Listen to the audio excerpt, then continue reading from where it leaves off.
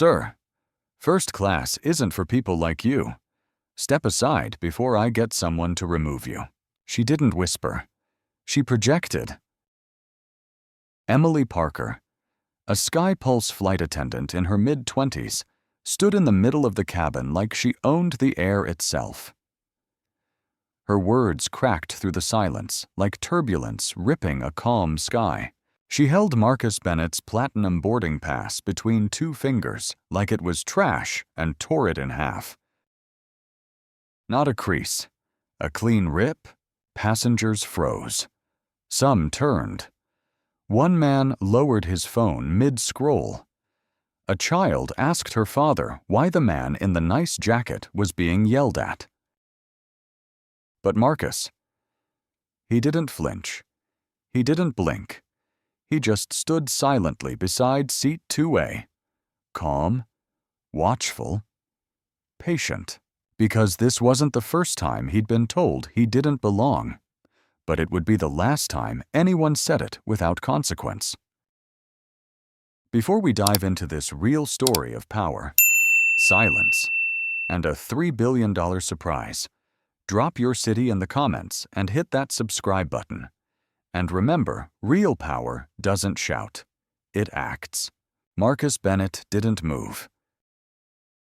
The torn boarding pass still fluttered on the floor beside his leather shoes, yet he stood tall, unmoved, like a monument in the center of the storm. The cabin air had shifted no longer just stale recycled oxygen, but a mix of disbelief, tension, and shame. It pressed against every passenger's chest. Emily Parker had returned to her post, tapping her tablet, pretending like she hadn't just committed professional suicide. "Passenger unverified," she said flatly into her earpiece, glancing toward the galley. "Flagged and redirected." Seat 2A remained empty. Symbolically, visibly. But Marcus never sat down. A businessman in 3C leaned slightly into the aisle, pretending to look for his briefcase, but clearly just watching. "In seat 6D, a woman whispered. "Why's he still standing? Is he dangerous? Dangerous?" It was always the unspoken word, not shouted, but implied, not by actions, but by silence. Marcus could feel the word crawling through the cabin like static. He reached into his jacket pocket, removed a small monogrammed cloth, and calmly began dabbing away the water that had spilled on him minutes earlier. A different attendant had accidentally splashed it from a tray. Emily hadn't flinched. She had watched it fall. "You can take this up with corporate," Emily said without looking at him. "We don't make the rules." Rachel Turner, seated silently in 4D, typed rapidly on her phone. The screen glowed with protocol codes and timestamps. Title VI protocol breached. 5 minutes elapsed. Chairman alert initialized. She didn't speak. She didn't glance at Marcus. But she'd seen enough. She had worked for him long enough to know when not to intervene and when to prepare the landing strip for impact. 2 rows ahead, Catherine Hayes, the hedge fund manager with the diamond-studded smile, still reclined in 4A. She crossed her legs leisurely and checked her Rolex.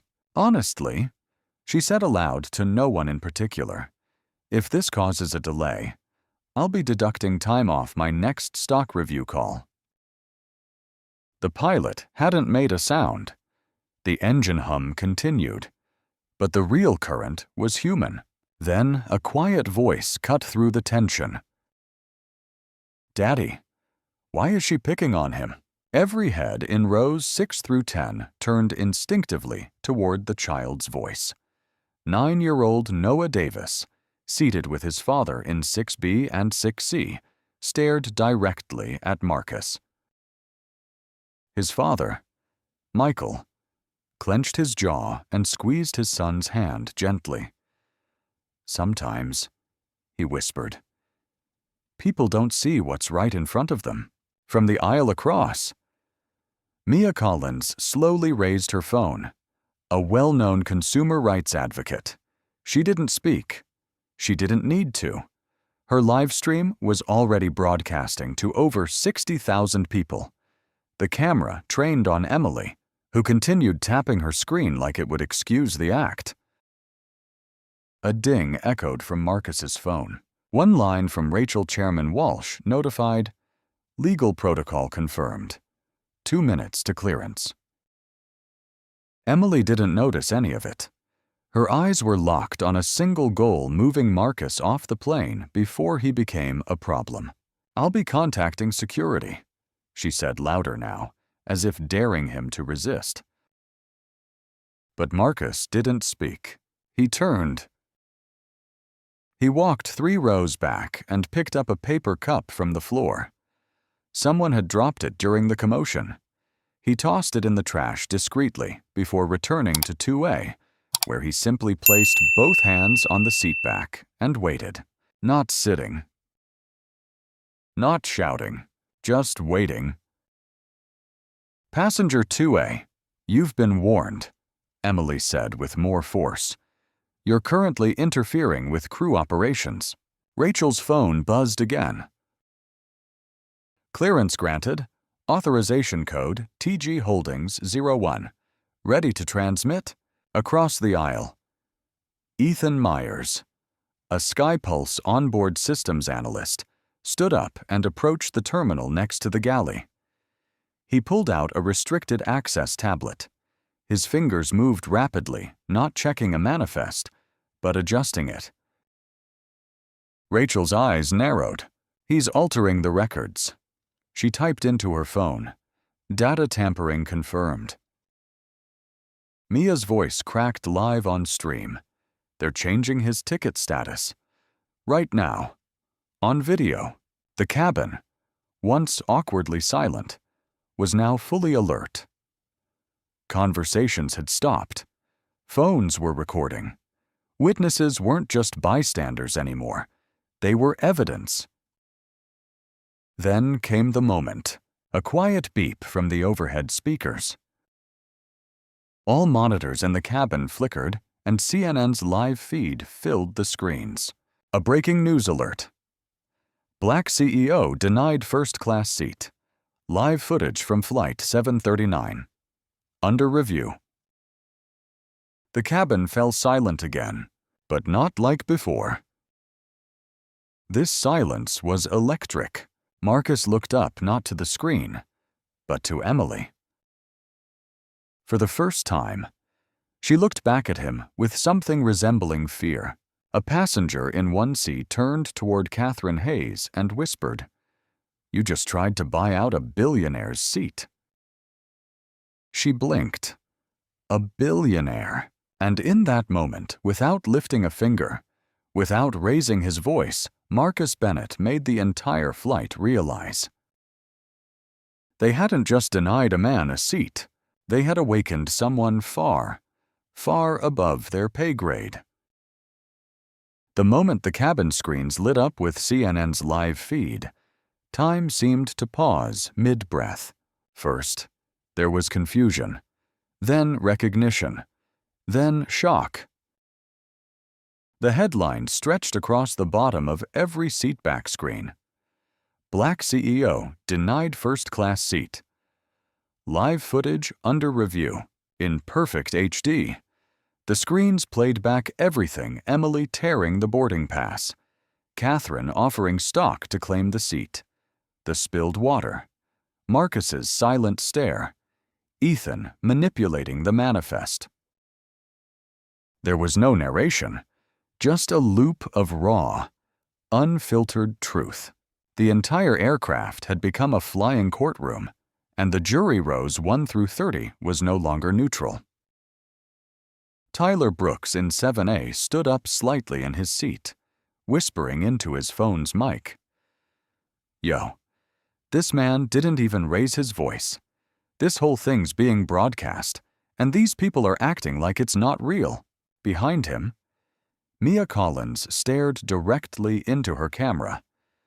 "If you're just tuning in," she whispered, "we are mid-grounded on Flight 739, and we're witnessing discrimination unfold in real time, with tampering, abuse of power, and silence, but not from him, from them." Her stream crossed 120,000 viewers. A ripple began. In 3B, a woman who had been pretending to nap opened her eyes and frowned. "This is disgusting," she muttered. In 5C, a teenage girl removed her earbuds and asked her mother, "Did he really buy a ticket and they just tore it up?" By 6A, an elderly black couple had started nodding quietly. The husband folded his arms and muttered, "This ain't new. But the cameras, that's new." Noah Davis, still in 6D, gripped his iPad as the feed played on. "Dad, he didn't do anything. Why are they lying?"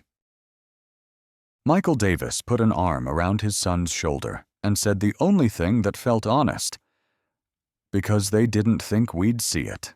A steward in economy peeked past the curtain, eyes wide, whispering to another attendant, "This is going to blow up.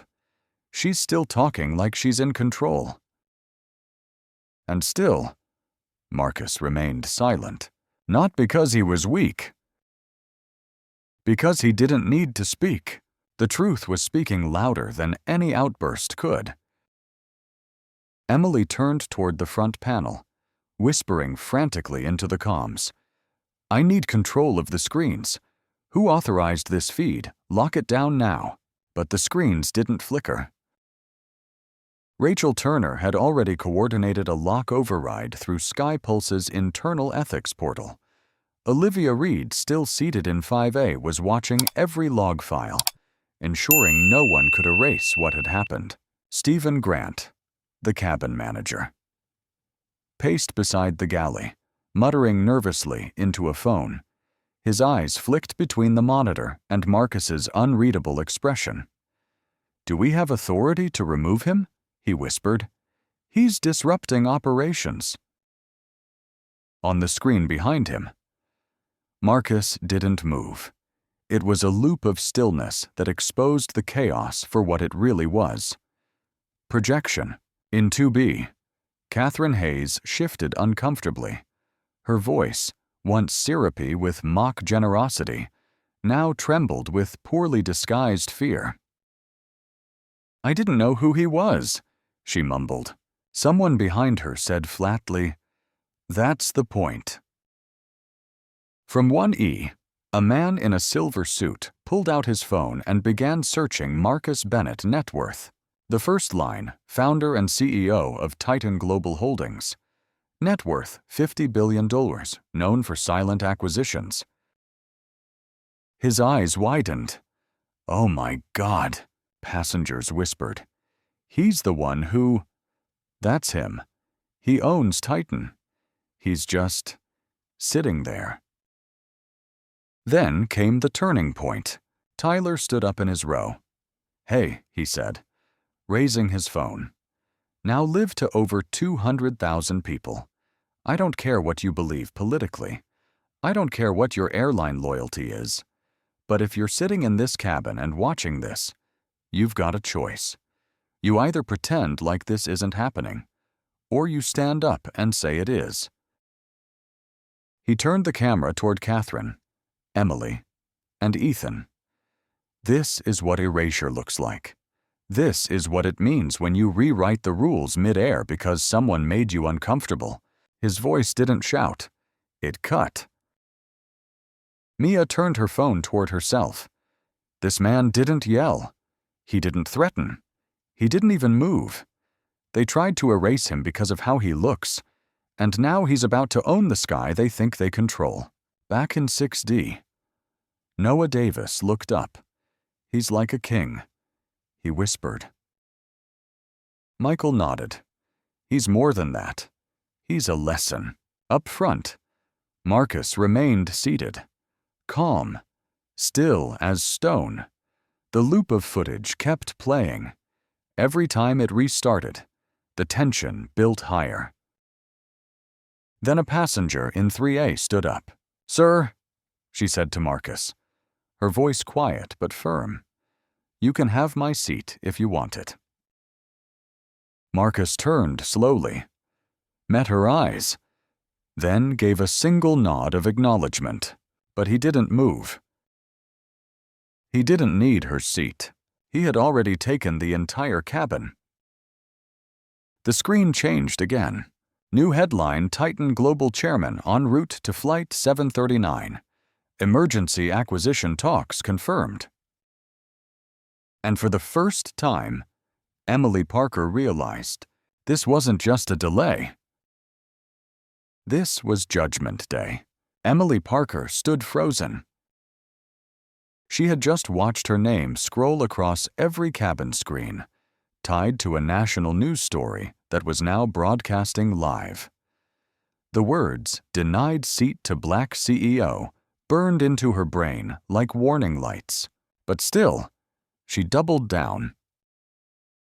"We are still experiencing a security concern," she announced to the passengers, voice less steady now. "Please remain seated and comply with instructions." The words rang hollow. Passengers weren't buying it anymore. Some looked annoyed. Others openly stared at her, their eyes narrow and questioning. Even the silence now felt accusatory. She turned toward Stephen Grant, the cabin manager, and hissed, "We need to neutralize this before the chairman arrives. I'm not losing my job over some tech mogul with a PR stunt." Stephen hesitated. "What do you suggest?" She gestured toward Marcus. "We classify him as non-compliant, interfering with operations. That gives us FAA grounds to remove him. We can say it's about procedure, not profile." Stephen looked toward Ethan, who was still seated by the galley, fidgeting with the secure tablet. "Can you back that up on the manifest?" Ethan hesitated. I already flagged him as unverified." "Then build on it," Emily snapped. "Add non-compliant behavior. We'll say he refused reassignment and created a disturbance." In row 4D, Rachel Turner was already 2 steps ahead. She had watched Ethan's hands. She'd seen the screen updates. She'd captured his access log flash briefly on her own tablet from the reflection in the window. She began compiling. Entry live, manifest manipulation detected. Security override misused. Emergency protocol trigger imminent.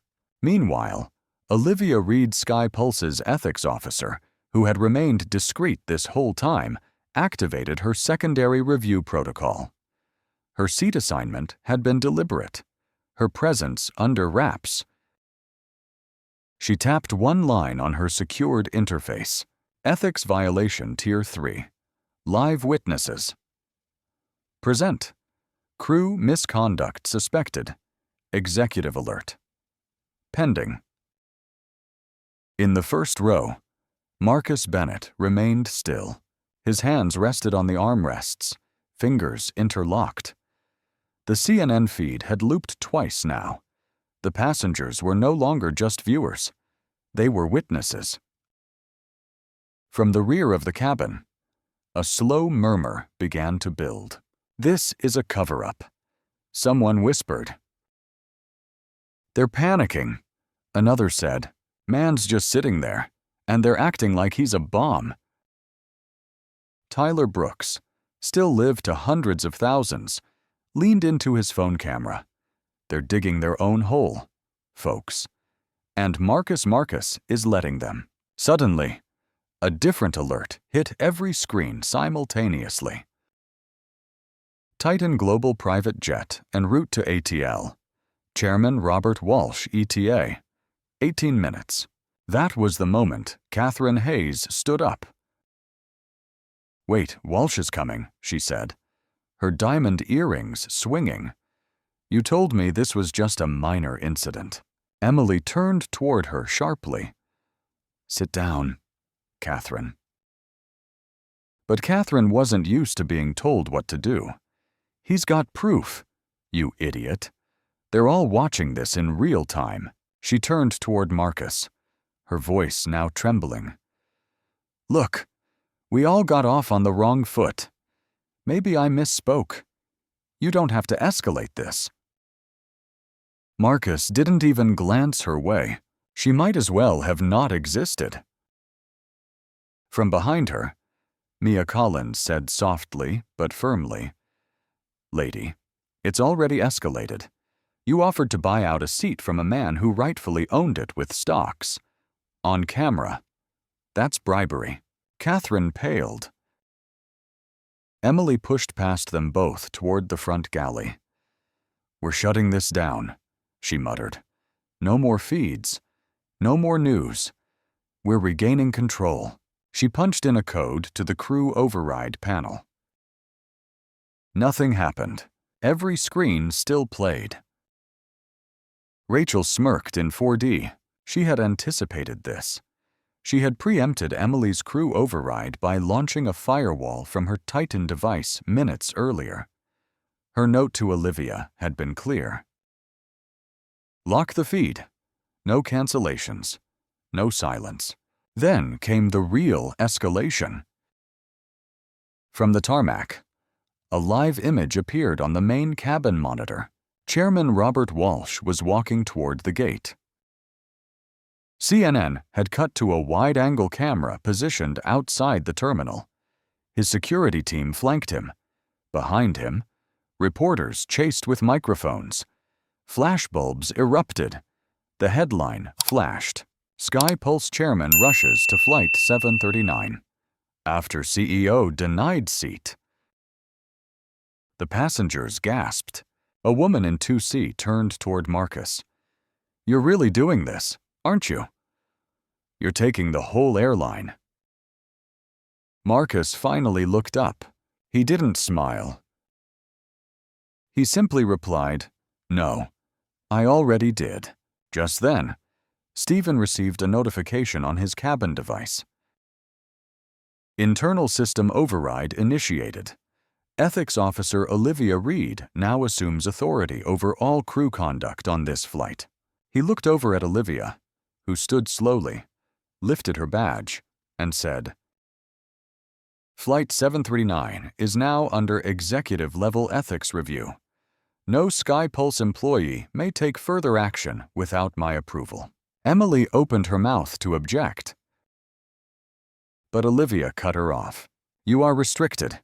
Effective immediately." The cabin burst into murmurs. Someone clapped, then another, then an entire row. But the final blow came from the feed. The screen transitioned again, this time to a corporate interface. Titan Global's logo appeared.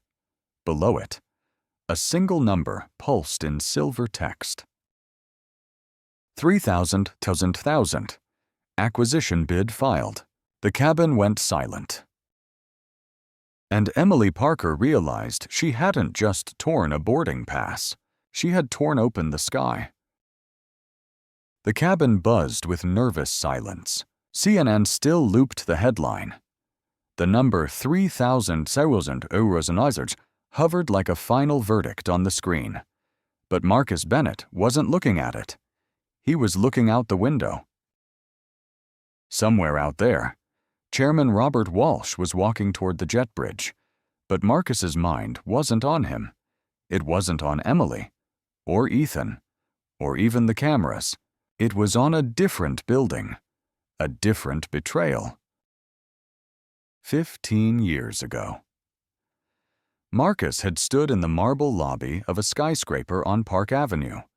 Back then, he didn't wear a custom wool blazer or command global capital. He wore ambition, and that day, it had been stripped from him like lint off a coat. 3 men, 3 partners, 3 lies. They'd smiled while shaking his hand, nodded through his presentation, and then used a forged audit to pull his deal, killing a $90 million property acquisition that would have launched his real estate firm into the fortune ranks. They didn't say it outright, of course. They said compliance issues, concerns about funding, questions of fit, but the look in their eyes had said the real thing. "You don't belong here." And when Marcus had walked out of that building head high, heart burning, he didn't file a lawsuit. He bought the building next door, turned it into a Tier 4 data center, lured every major client out from under their nose, leased space to their competitors, and within 2 years, those 3 men were paying rent to the person they erased. Not with apology, with interest. Now, in 2A, beneath the humming vents of Flight 739, he sat with the same look in his eyes. Not anger, not pain, calculation. "Sir," a voice whispered. It was the passenger in 3C, an older black gentleman in a tailored navy suit. His voice was low, reverent. "I saw the footage. What she did to you. My father lived that. My son almost did too. You staying seated like this, that matters." Marcus gave him a slight nod, and still, he didn't speak. Emily hovered in the galley, pacing like a caged animal. She had lost the room. The power dynamic had shifted. The entire crew knew it. The cabin was quiet, but not passive. Phones were still recording, live streams still buzzing. The tide had turned, and yet, she couldn't stop herself. She turned to Ethan. "Do we have anything in his file? Anything from the system? Anything we can cite?" Ethan hesitated. "I'm not finding a disciplinary marker. No security notes. It's clean." Emily's face twisted. "That doesn't make sense. Nobody's clean. From 4D. Rachel didn't look up, but she smirked. Her fingers still moved across the Titan interface, transmitting evidence packets and time-stamped actions. She didn't need to defend Marcus. The system was already doing it. Meanwhile, in seat 5A, Olivia was updating her formal misconduct report. Her notes were meticulous. Flight 739, location ATL, Gate 3, pre-takeoff. Subject Bennett. Marcus. Incident type. Public discrimination. Physical interference. Digital record tampering. Live witnesses, 30+. Media exposure global. Regulatory alert level maximum. The looped footage had evolved. New overlays showed Ethan's manipulations, frame by frame. A CNN analyst's voice echoed through the speaker. "We are now confirming that the ticket data was tampered with mid-flight by a SkyPulse Systems analyst. Footage corroborates the internal documents leaked moments ago. The airline's crisis response team has yet to issue a public statement, but sources close to Titan Global indicate a pending acquisition vote may already be underway." Back in 6D, Noah Davis stared up at the screen. "He's been through this before," the boy whispered. Michael looked down. "What makes you say that? He doesn't look surprised." Noah said, "He looks ready." Rachel's phone buzzed. She read the message, then leaned forward toward Marcus. Confirmation from legal. The board's been looped. Titan lawyers are mobilizing with federal compliance reps. They've pre-approved all acquisition documents. He nodded once, and just then, a new voice entered the cabin. Not from a passenger, not from the crew, but from the PA system. "This is Chairman Robert Walsh of SkyPulse. I will be joining you momentarily. I have reviewed the footage. I have seen enough." The cabin went dead still. Then, movement. The front curtain swayed. 2 men entered. One wore a navy overcoat. The other held a silver case. They moved with intention. Emily's breath caught.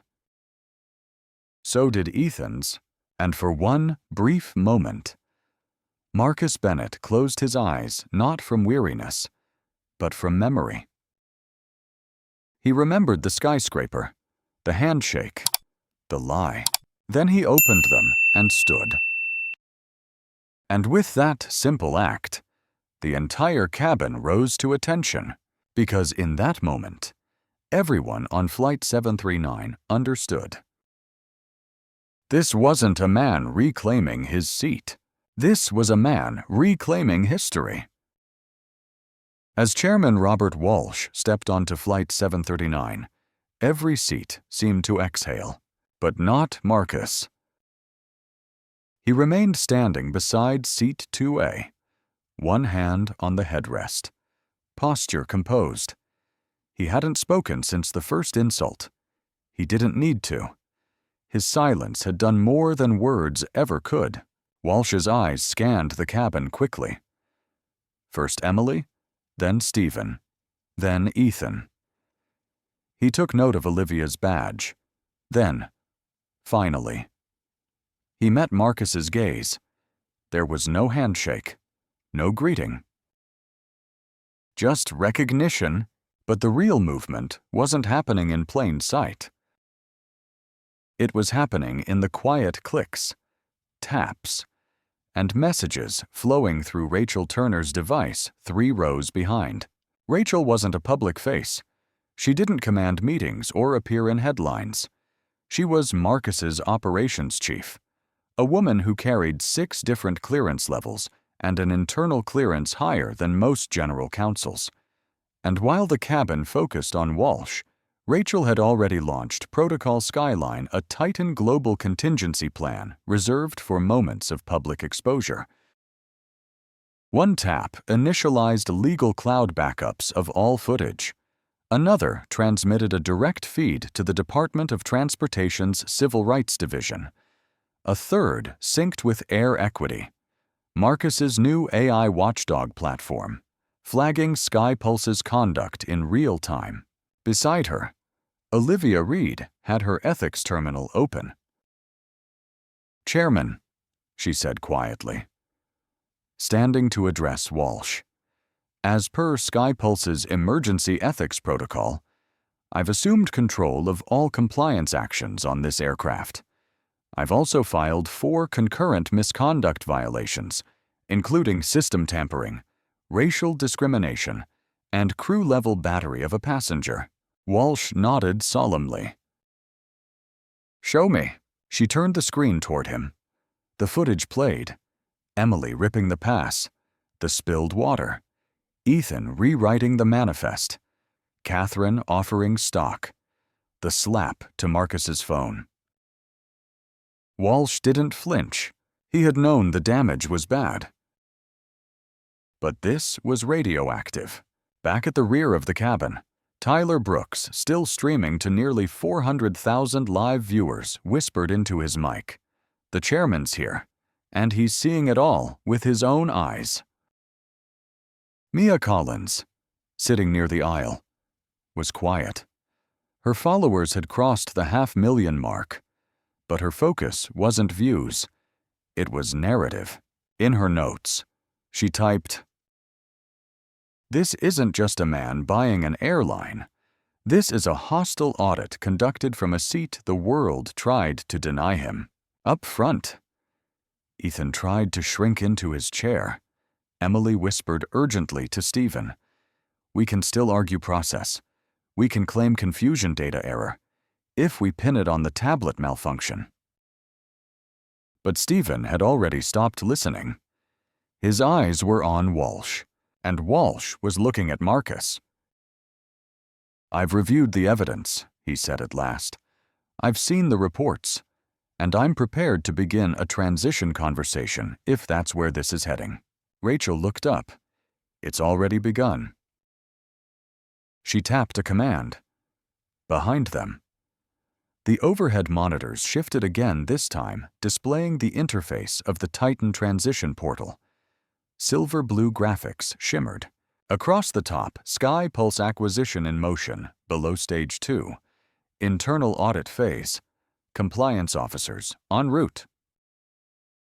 Whispers spread like wildfire. Someone from 1C muttered, "They're not negotiating. They're already taking over." Catherine Hayes leaned forward, lips pale. "This can't be happening. I'm on the board.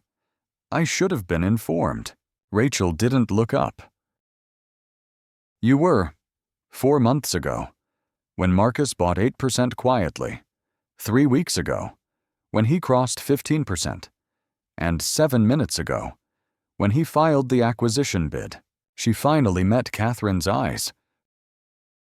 "You just didn't recognize the boardroom when it had armrests." The statement hit harder than a slap. Emily tried to speak, but Marcus raised one finger, just one. She froze. Rachel continued, calm but absolute. "All media streams have been secured. Live broadcast rights have been licensed to multiple outlets. Ethics investigators are en route. FAA observers will join at the gate. And legal indemnity has been cleared for all passengers involved." She turned to Marcus. "Press a single button, and every executive in your network will receive a real-time briefing." Marcus didn't press it. He simply reached into his bag and pulled out a folder. Inside, Sky Pulse's 5-year diversity pledge documents. Evidence of 6 prior passenger complaints against Emily. A signed internal memo from 2 months ago, authored by Olivia, warning of culture drift. Rachel handed the folder to Walsh. "You knew," she said. Walsh looked at the pages. "I suspected." "You ignored." He closed the folder. Eyes heavy. "I won't anymore." From across the aisle, a soft voice spoke up. It was Noah Davis. "Daddy, is he the boss now?" Michael Davis nodded. "Of everything," Mia whispered to her stream. "He didn't fire a shot. He didn't yell. He brought silence to a fistfight and made the room kneel." And finally, Marcus spoke. One line. Not to Emily, not to Walsh, but to the entire cabin. Power doesn't beg. It builds. And the room understood. He hadn't waited for justice. He had designed it. The atmosphere in the first-class cabin was no longer tense. It was volatile. Chairman Walsh stood with the Titan acquisition file in his hands. Olivia Reed's badge still hung around her neck, marking her authority. The Titan global interface glowed on every seatback screen like a warning flare, and yet, Emily Parker hadn't surrendered. She wasn't whispering anymore. She was pacing, spinning, grasping for anything that could reverse what was unfolding in front of her. "You're not God," she snapped at Marcus. "You can't just buy your way out of protocol." Marcus didn't answer. He didn't blink. He simply returned to seat 2A, his seat, and sat down. Calmly. Silently. His presence was now more than visible. It was gravitational. But pressure works in strange ways. For some, it cracks character. For others, it reveals it. Stephen Grant, the cabin manager, broke first. He pulled Emily aside, voice hushed but frantic. "We are not going to jail because you made this personal. You escalated. You tore the ticket. You called him a threat." Emily's voice dropped to a growl.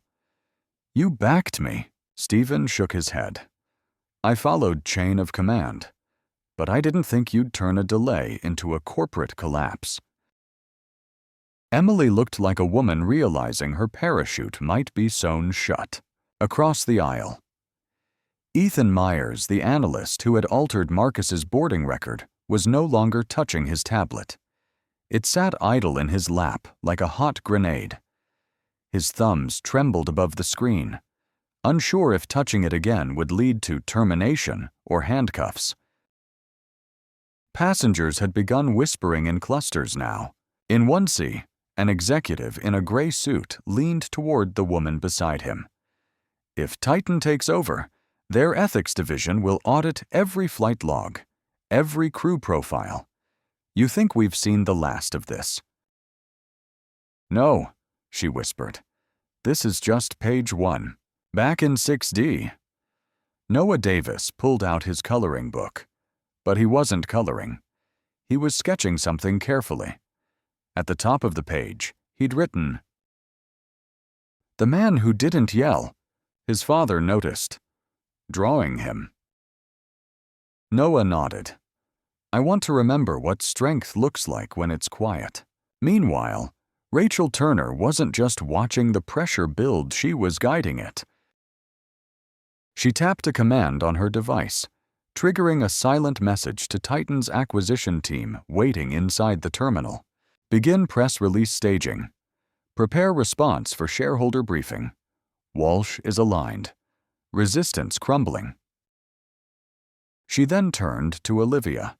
Upload the ethics footage. Make it available to media with watermark. Olivia hesitated.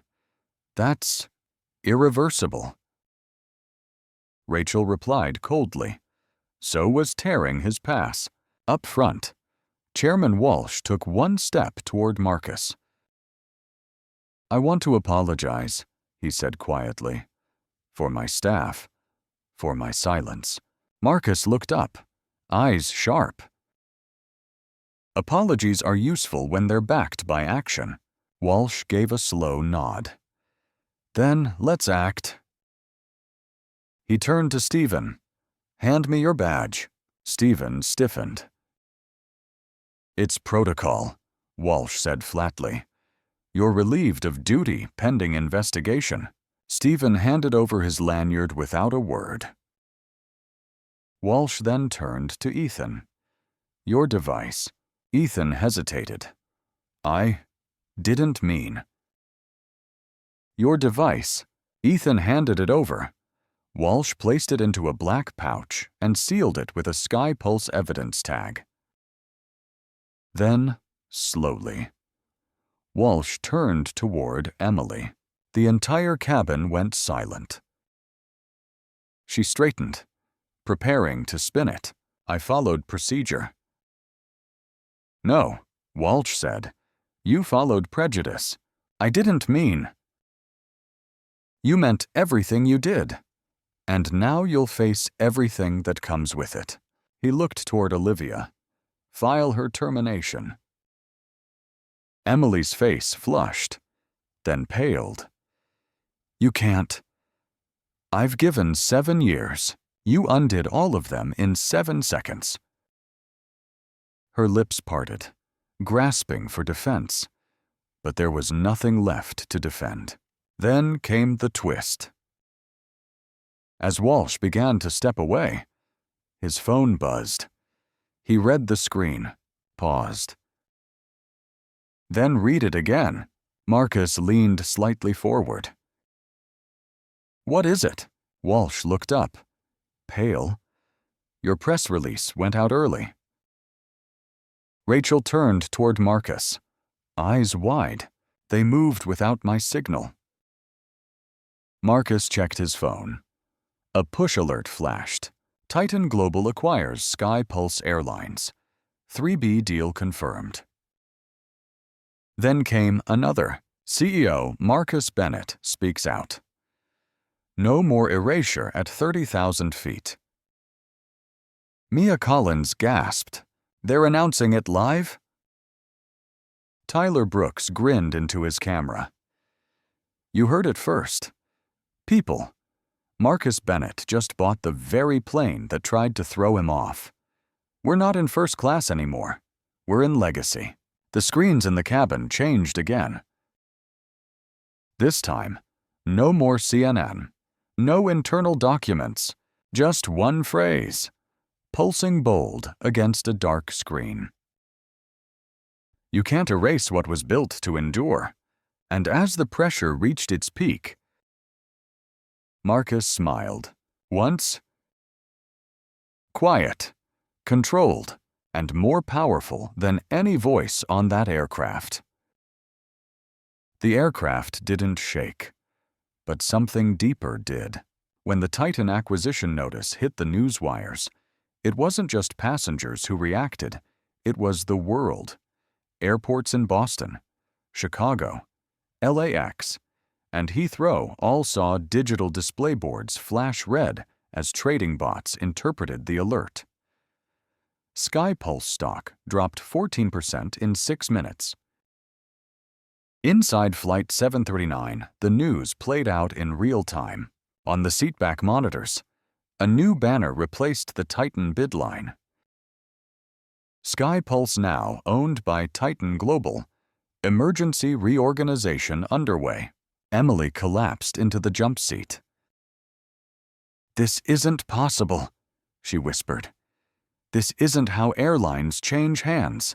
But it was. And it just had. Because Marcus Bennett didn't wait for meetings. He moved through data, leverage, and timing. And he had chosen this flight, this moment, for a reason. Olivia stood and addressed the cabin. "Ladies and gentlemen," she said, voice composed. "As of now, all SkyPulse operations are being reviewed under Titan Global's transitional leadership. Until instructed otherwise, this aircraft remains grounded. But every employee action on this flight is under audit." Stephen groaned into his hand. Catherine Hayes stared blankly at the screen in front of her, watching her own quote loop. "I'll trade you $200,000 in shares for his seat." Tyler Brooks pointed his phone at her and said into his mic, "This is why PR firms exist, because some people shouldn't be allowed near open mics." But the real twist came 30 seconds later. Every screen went black. Then one word appeared in bold silver text: rebrand. Passengers stared, confused, curious. Then the display split side-by-side images of Marcus Bennett, first standing silently by seat 2A, then seated calmly with torn paper at his feet. Over it, from denial to ownership, Rachel stood. "They're running the campaign," she said. Marcus raised a brow. "Without my approval," she nodded. Comms team must have activated the contingency script when the stock breach hit. Mia Collins whispered into her stream, "This is not a press cycle. This is a rebranding blitz." Launched from the seat of humiliation, the screen changed again. Now, a SkyPulse advertisement from just 6 months ago played in silence diverse actors, smiling stewards, taglines like "Every seat belongs to every story." Then it cut to the real footage from today's flight. Emily tearing the pass, the water spill. Ethan's edits, Catherine's stock trade. Overlaid in white. Some brands lie. Some owners change the story. The audience in the cabin wasn't breathing. Then came the most stunning development of all. Passengers' phones started lighting up. A push alert from Titan Global's newly launched app AIR Equity has gone live. Rachel turned to Marcus. "It's active.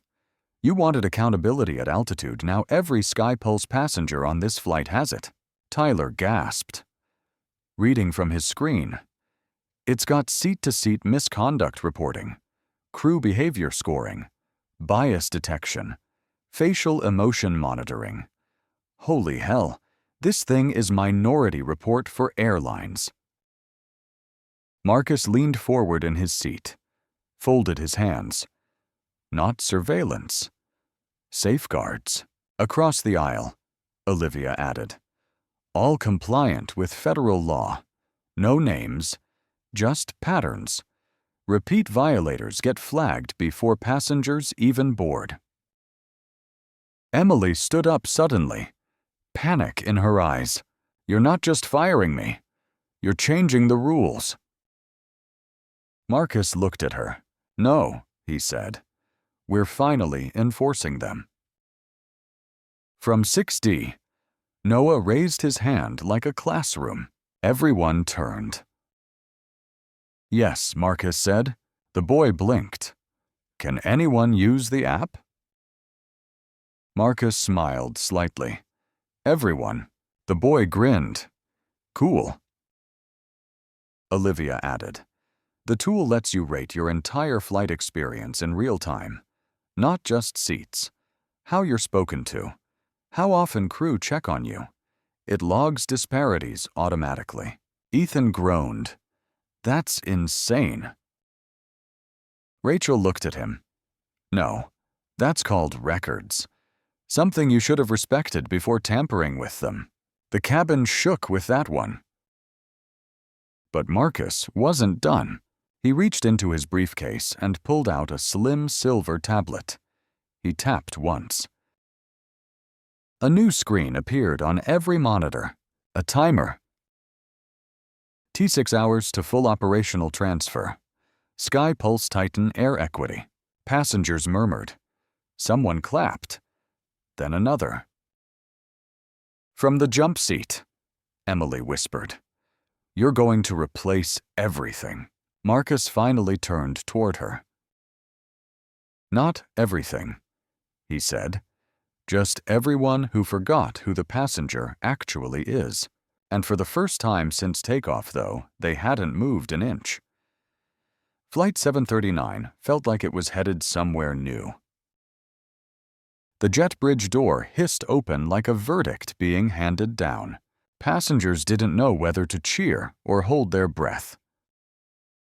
Standing just outside Gate 3 was a full escort team. Sky Pulse's internal security, FIA observers, 2 ethics board representatives, and a federal compliance officer. Behind them, media crews, legal aides, and Titan Global's mergers unit, all moving in coordinated silence. Flight 739 had never left the tarmac. But its fallout was about to reshape the industry. Inside the cabin, Chairman Robert Walsh nodded grimly. Let them in. The first to step through was Lydia Ramirez, FIA ethics liaison, clipboard in hand, sharp gray blazer, expression carved from marble. She scanned the cabin like a general entering hostile ground. Passenger Marcus Bennett, she said. Please confirm identity. Rachel stood before Marcus could speak. Rachel Turner, Executive Operations. I confirm this is Marcus Bennett, CEO of Titan Global Holdings. All documents, timestamps, and media assets have been verified. Do you need biometrics? Lydia nodded. Already cleared. This is procedural. His presence is now central to federal investigation ID 429AQ regarding in-flight misconduct and discriminatory action under Title VI. Marcus simply inclined his head. Lydia looked to Walsh. As of this moment, Sky Pulse is under accelerated acquisition audit. Please begin offboarding compromised crew. Walsh turned to Olivia. You have operational authority. Proceed. Olivia didn't hesitate. She stepped into the aisle. Her voice, though measured, carried to every corner of the plane. By the authority vested in me under Sky Pulse's Emergency Conduct Charter, I am relieving the following personnel of duty effective immediately and pending permanent termination. Ethan Myers, Stephen Grant, Emily Parker. Each name hit like a drumbeat. Ethan shrank into his seat, eyes wide. "You can't. You altered a live manifest," Olivia replied. "Calm? That's tampering. That's criminal." Stephen stood slowly, hands raised. "I didn't touch anything. You enforced a false removal under invalidated procedures," she said. "That's negligence." Finally, she turned to Emily. "You physically struck a passenger. You used bias-coded language. You falsified reassignment reports. And you escalated on the basis of race." Emily trembled, her mouth open, but no words came. Security stepped forward. Ethan was the first to be escorted out. He didn't resist. Stephen followed, a hollow shell of the man who had once barked orders at boarding gates. And then Emily. She turned, one last time, to Marcus. "You think you've won," she whispered, teeth clenched. "You think buying the airline makes you better." Marcus looked at her, unblinking. Unapologetic. "I don't need to be better," he said. "I just needed the truth seen." She stared another second, searching for dignity, but the cameras had already taken it from her. She was escorted off. And that's when the real shift began. Passengers applauded, not loud, but certain. A round of human relief that some kind of balance had been restored. Rachel turned to Marcus. "Media's outside. Do you want to give a statement?" He shook his head. "The footage said enough." Tyler Brooks muttered into his stream. "He's the first CEO I've seen who doesn't even want a soundbite. This man is all legacy." Then, from the galley, Catherine Hayes stood slowly.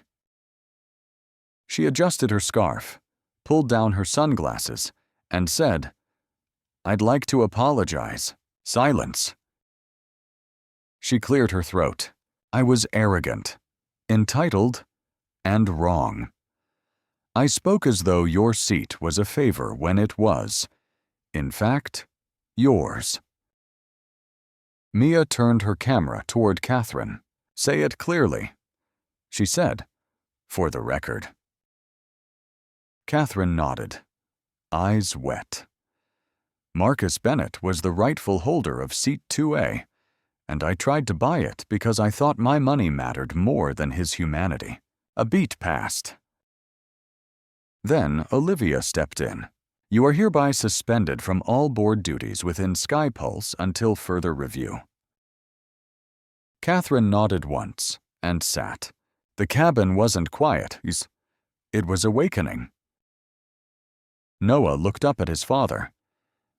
"So, does this mean he owns the airline now?" Michael Davis smiled. "He doesn't just own it.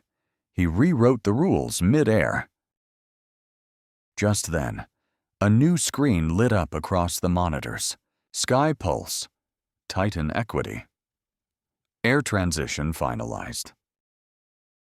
And below it, rebrand ETA 2 hours, 11 minutes. Passengers gasped. Some clapped. One cried.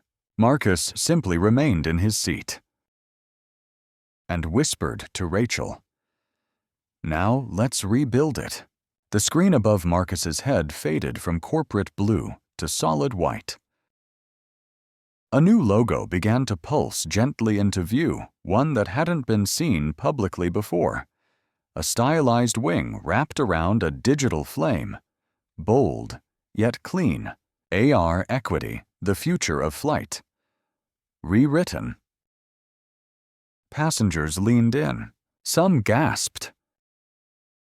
Others whispered. The rebrand wasn't theoretical anymore. It was visual, official, irreversible. Marcus Bennett didn't announce it. He didn't stand. He didn't gesture for applause. He simply let the new identity breathe into the cabin like fresh air through a sealed system. For years, air travel had promised equality, but it had only delivered hierarchy. Now, from seat 2A, the same seat they had tried to deny him, he was flipping the script. Rachel tapped on her device. The transition protocols were executing flawlessly. Titan's integration AI had already reassigned thousands of SkyPulse back-end assets into Air Equity's ethical operating framework. Every flight schedule, every staff login, every passenger analytics module. All of it rewritten, with bias detection and real-time accountability embedded in the core. Olivia, standing 3 rows back, reviewed her terminal. Training algorithms deployed. Language protocol updates live. Emotional intelligence benchmarks uploaded to all crew profiles. Bias pattern alerts active. Marcus didn't even nod. This wasn't about celebration. It was about precision. The rebranding had begun before Emily ever tore the ticket. Months ago, Marcus had been gathering data on systemic gatekeeping in high-tier flight experiences. He'd seen the patterns, the silent reroutes, the mistaken reassignments, the way passengers of color were disproportionately flagged for additional screening. What Emily didn't know was that she hadn't just made a mistake. She had triggered a long-laid trap. A few rows behind, Mia Collins whispered into her live stream, "We're not watching a takeover. We're watching a transformation. The whole structure is being rebooted." Tyler Brooks added, "And the man doing it never raised his voice once." Think about that. Passengers began to talk more freely now. One woman in 3C turned to Marcus and said, "I used to think these stories were exaggerated. I thought it was just bad luck." Marcus met her gaze, and now... She blinked. "Now I understand it's by design." He nodded once. You can't fix a system if you're afraid to admit it's broken. Suddenly, every seatback screen shimmered again. A live dashboard appeared. It showed a heat map of passenger interactions where delays had been clustered, which rows received the least attention from crew, and anonymized indicators of staff behavior patterns. It wasn't punitive. It was transparent. From his seat, a teenage boy gasped. "They're showing the system as it actually works." Rachel spoke softly, for the cabin to hear. "Bias lives in patterns. We make them visible so we can break them." A small alert flashed. Passenger initiative activated begin feedback sequence. Passengers were now able to rate, in real time, their treatment not based on comfort alone, but on how they were spoken to, how delays were handled, how assistance was distributed. Mia whispered to her stream, "He's democratizing dignity." From 6D, Noah raised his hand again. "Mr. Marcus." Marcus turned gently. "Yes." The boy hesitated. "Why didn't you just yell when she tore your ticket?" The question floated in the air like incense. Marcus leaned forward slightly, because yelling would have made me the threat she already believed I was. Power isn't how loud you speak. It's how quiet you stay when the world expects you to explode. Michael Davis added quietly. He turned the seat they tried to erase into a launch pad. Just then, the aircraft intercom buzzed. But it wasn't the pilot. It was the chairman again. Robert Walsh's voice rang through the speakers lower now. Reflective. "This is Robert Walsh.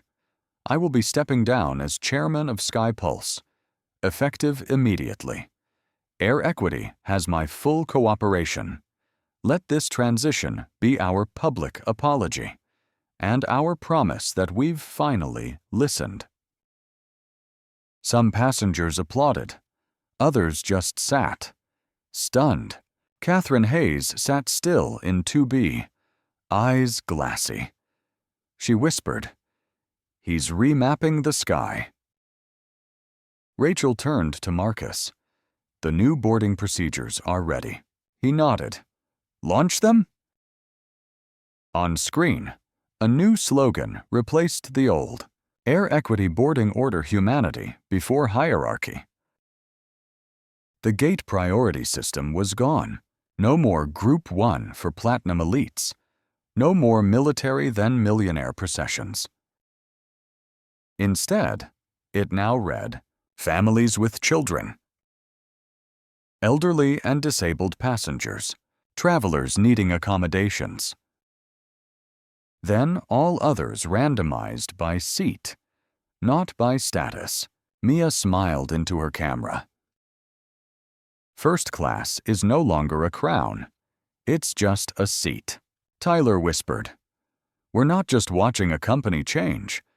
We're watching justice become operational policy. And still, Marcus Bennett said nothing more. He simply sat in 2A. Composed, undeniable, and finally, unstoppable. The tremors started in the boardrooms. Sky Pulse's internal Slack channels, usually a buzz of marketing updates and mileage perks, froze, then lit up. Messages flew like sparks. Who approved the Air Equity rebrand? Is this real? Someone just said the chairman stepped down. Is this a joke? It's trending globally. They're calling it the quietest revolution ever filmed. Across Titan's command center in Chicago, a 12-screen war table tracked it all. One screen displayed social sentiment, 5% positive. Another tracked news outlets. Headlines rotated fast.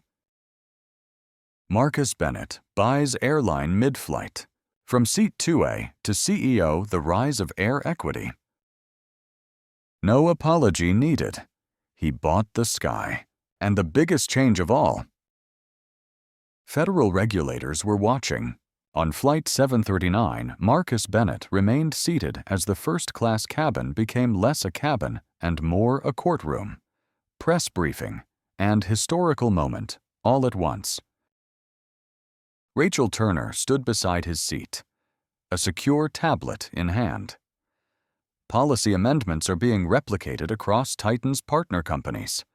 3 other regional airlines are following suit. Air Equity protocols, Marcus asked. She nodded.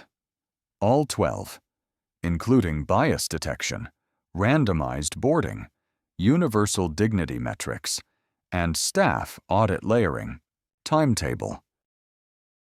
2 weeks. From across the aisle, Olivia Reed confirmed. DOJ just requested a full copy of our compliance model. They're exploring adoption. This wasn't just a brand change anymore. It was an earthquake. Catherine Hayes, still frozen in 2B, finally found her voice. You're forcing the entire aviation industry to rewrite itself from a tray table. Marcus didn't look at her. He looked at Olivia. Start with the hiring clauses. Rachel handed her a summary. All new Air Equity crew would be evaluated on emotional literacy, cultural fluency, and service parity, not just flight hours or smile scores. And every staff member flagged in more than 2 bias incidents would face suspension and review. Olivia tapped the file. Policy finalized. Want to see the launch script? Marcus shook his head. Let them feel it before they read it. In row 6, Noah Davis whispered, He's like a lawmaker. But for airplanes, Michael smiled. Better. He's writing fairness where laws forgot to land. Just then, the intercom buzzed again. This time, A new voice. A woman. This is Andrea Miles, Deputy Director of Civil Aviation Oversight. We are observing the transition of Flight 739 under federal lens. Marcus Bennett. You're now on record as the first private citizen to restructure an airline's operational ethics mid-flight. We are formally inviting Air Equity to assist in federal flight reform modeling. Gasps. Someone in 3D burst into tears. Tyler Brooks spun toward his camera. This is it. They're putting him on the map not as a buyer, but a blueprint. Mia Collins whispered. And it all started because he was denied a seat. But Marcus knew better. It didn't start today. It started a lifetime ago, with every boarded door, every delayed meeting, every sideways glance that told him success had a complexion, and he didn't match the brochure. Now, he wasn't erasing those moments. He was coding them into policies. From her seat in 4A, Rachel launched the next initiative, Passenger Recovery Allocation. A $50 million fund seeded by Titan to be disbursed to passengers who experienced verified discrimination during SkyPulse's last fiscal year. Cases would be reviewed by third parties, with legal aid provided free of charge. Olivia added the final note. All retroactive complaints are being reopened. Every voice now gets a second hearing. One man in 1C muttered, "He's not just turning the page, he's rewriting the book." Marcus remained still. From his pocket, he pulled out the torn boarding pass, its edges uneven, its barcode sliced. He pressed it flat on the tray table, smoothing it once, and then, quietly, took a pen and wrote one word across the torn stub. Policy. Rachel leaned over. What happens next? Marcus looked around the cabin, then out the window. Then back at the seat. We fly. The praise came quickly, but the backlash came faster. While the passengers on Flight 739 sat in stunned silence, watching history form at 30,000 feet of metaphor, the corporate world below was already reacting, and not everyone was clapping. At Titan Global's command center, Rachel Turner's dashboard lit up with flagged alerts. Subject Disruption Warning Origin, National Carriers Alliance Summary. Coordinated pushback expected from 5 major competitors. Marcus leaned over the console. What kind of pushback? Rachel's voice was calm, but focused. Unions calling for procedural overreach review. A few competitors framing it as elitism dressed in equity. Political commentators already labeling it woke aviation. He barely blinked.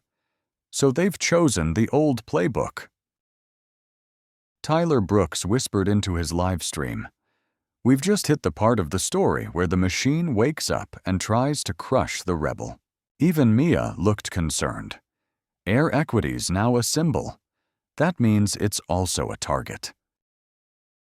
Back in first class, the screen above row 2B changed from stats to smear. It was a breaking news segment, unfiltered and raw. Billionaire hijacks airline process mid-flight. Is Marcus Bennett dangerous? A commentator spoke in furious tones. What precedent are we setting here? That any billionaire with a grudge can rewrite federal process on a whim. Is this reform or corporate tantrum? The screen cut to a talking head from a major network. Passengers didn't vote for this. Employees weren't consulted. Marcus Bennett used humiliation as a stepping stone to power. And now he's installing surveillance-grade tech on public transport. Mia scoffed. You see that they're flipping it, making justice look like tyranny. Marcus didn't respond. He was already reading a private alert. Fox 24 and Govline. Pushing coordinated narrative, reverse discrimination in the skies. Boardroom stakeholders anonymously urging Titan to delay rebrand rollout. He handed the tablet to Rachel. Prepare counter. Rachel was ready. We've already pushed rebuttal statements to CNN, ProPublica, and Tech Justice. But if we push too hard, we risk feeding the machine. Marcus gave a nod. So we don't push. She blinked. Sir. We keep showing, not shouting. Meanwhile, in the cabin, some passengers were starting to squirm. In 3A, a businesswoman muttered to her seatmate, "Is he even allowed to do all this? Shouldn't this go through regulators?" The man replied, "He's not changing law. He's changing policy. His policy. It's his airline now." But the seeds of doubt had been planted. Even Catherine Hayes, watching quietly from 2B, now looked less humbled, more calculating. "You'll make enemies," she said flatly. Marcus didn't even turn. "I already had them. They just weren't honest about it." Olivia Reed stepped forward. "We need to anticipate the next hit. They'll come after the ethics software next, claim it violates privacy, or that it creates a hostile work environment for crews." Rachel nodded. Already seen 2 op-eds forming. One says air equity dehumanizes crew. Another says it's class warfare in disguise. Marcus stood, not to speak, but to walk. He moved down the aisle, past stunned passengers and half-sipped drinks, until he reached the rear galley where the curtain was still half drawn. He opened it. Inside stood a junior flight attendant, African American, no older than 24 eyes wide with the weight of everything happening in front of her. "I just started 3 months ago," she said, voice trembling. "I didn't know how to stop what I saw." Marcus didn't speak. She looked down. "I watched them humiliate you. I didn't say anything. I didn't help." He took a breath. And then said, gently, "You weren't silent. You were scared. That's not the same thing." She looked up. "What happens now?" "They're saying everything will get worse." He nodded. "It might, but if you stay in the system long enough without changing it, it'll turn you into them." She blinked. He held her gaze. "And you're not them." Back in first class, Olivia updated the monitors again. Air equity response mode. Passive activation. Show. Don't shout. The seatback screens changed to real-time passenger satisfaction charts, showing that 97% of travelers preferred the new policies. Mia smiled into her live stream. "That's the move. Let the data speak." Tyler added, "When the other side yells, show the receipts." And then Marcus returned to his seat. He didn't say a word. He didn't need to, because while the media was screaming, he was still flying, and this was only the turbulence before the rise. They called it the day the cabin turned, not just because of the news headlines, not just because of the seatback screens, but because, for the first time, power shifted direction mid-flight. And it came for everyone who thought they were untouchable.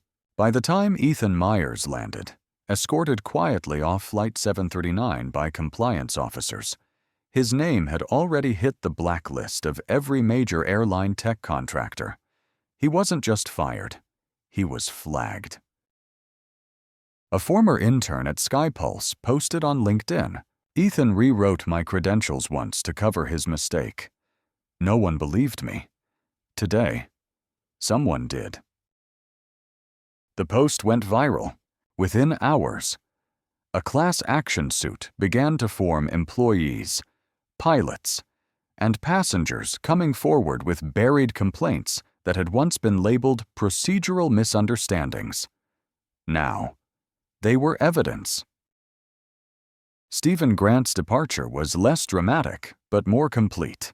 He slipped out of the gate with his badge still in hand, unaware that a live clip of him ignoring Marcus's verified ID had already been remixed into an ethics training video circulating within Delta and United Airlines. A soft voiceover repeated over the clip, "Mistake isn't in silence. It's in siding with it." By noon, 3 aviation oversight committees requested Stephen's removal from the Certified Airline Managers Guild. He was never heard from again, but the one who fell the hardest was Catherine Hayes. For years, Catherine had wielded influence like a velvet knife. Her seat on the SkyPulse board wasn't just ceremonial. She had helped write the shareholder protocols, helped push through legacy flight perks that quietly disadvantaged low-income travelers and black passengers, but none of that mattered now. Because someone recorded her smirking comment, "I'll trade you $200,000 in shares for his seat." It played on CNN, on TikTok, in boardrooms and college ethics classes. The backlash was instant. 6 major funds dropped her advisory services. 2 nonprofits revoked her endowment chair. Her firm's valuation plummeted 18% in 24 hours. But Marcus Bennett never said her name again. He didn't need to. He had moved on. Because while they were falling, he was building, inside the aircraft. Air equity protocols were now fully visible to passengers. From every screen came the same message. We don't erase people. We erase the excuses that once did, and the world listened. In Philadelphia, a group of college students launched an initiative called First Class Truth. They created an interactive website cataloging the full Flight 739 timeline, fact-checked, sourced, and translated into 7 languages. In Atlanta, former passengers of SkyPulse who had experienced racial profiling began sending in their testimonies. One woman wrote, "They once told me I didn't look like a business traveler. Marcus didn't just fix his flight.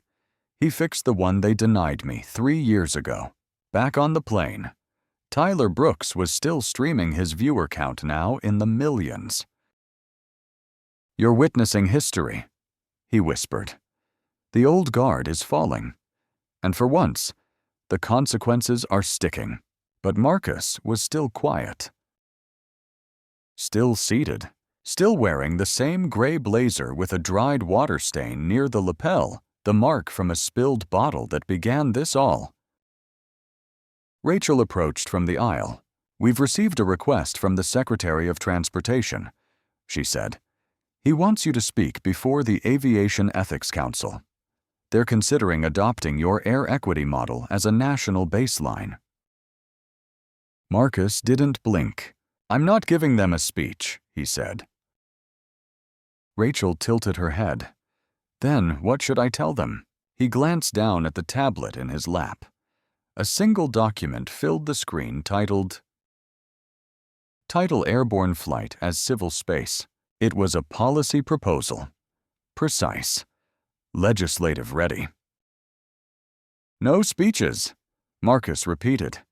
"Just frameworks." Olivia stepped forward.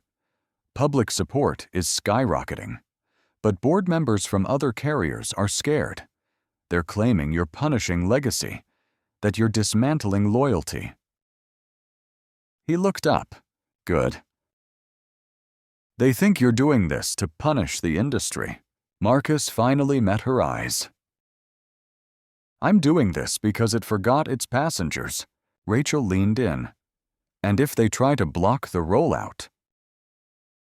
He looked at the seatbelt, still clipped across his waist. "Then we do what we've always done," he said. We take the seat and rebuild the cockpit. From the back of the cabin, a new round of clapping started. Not orchestrated, not performative. Just honest. The kind of applause that meant something was being set right, not by force, not by fanfare, but by a quiet resolve no policy had seen before. And outside the window, the tarmac remained still, but the world beyond it. That was moving fast. For all the changes Marcus had made, one door remained closed. The cockpit. It was the last stronghold still manned by a crew unaware or unwilling to accept that the very ground beneath them had shifted. At 12:41 p.m., Olivia Reed approached Seat 2A and whispered, "We have an issue. The flight deck hasn't responded to 2 protocol updates." Rachel added, "Captain Dunn is still listed as active command. He hasn't acknowledged the acquisition." Marcus didn't move. He simply looked toward the front of the plane, the closed, locked door. "Do they know who owns the airline now?" Rachel hesitated. "Yes. They were included in all compliance pings." "Then it's a choice," Marcus said quietly. "Not ignorance. Defiance." Olivia nodded. "Do you want us to override cockpit comms?" "No," Marcus replied. "I'll walk." He stood. The cabin hushed. Passengers leaned forward. Even the children sat still. As he passed row after row, a sense of gravity followed him. Not drama weight. Consequence. When Marcus reached the cockpit door, he knocked once. Just once. No response. He knocked again, calm, firm. Then came the voice. Over the intercom. "Cabin is secure. No further updates required. Command remains with the flight crew." It wasn't loud, but it was deliberate. Marcus turned slightly. Did he just deny ground transfer protocol? Olivia whispered. He did. Rachel's face was stone. That's not insubordination. That's mutiny. Marcus stepped closer to the mic on the wall, leaned in, and spoke not to the pilot, but to the cabin. "Ladies and gentlemen, this aircraft has not taken off. No laws are being broken, but leadership is being tested." He paused. "If the cockpit will not acknowledge the new command structure, we must decide if the plane should move under outdated belief or current reality." Gasps. Murmurs. A man in 3A muttered, "What is happening?" A woman in 4B whispered, "This is bigger than a flight." Marcus continued, "This door behind me isn't just steel. It's legacy. And like all legacies, it must face the present or be replaced." Olivia stepped forward. "I can initiate override authorization. We now have full legal control under emergency reassignment. But once we do that, this crew is permanently terminated." Marcus looked at the door.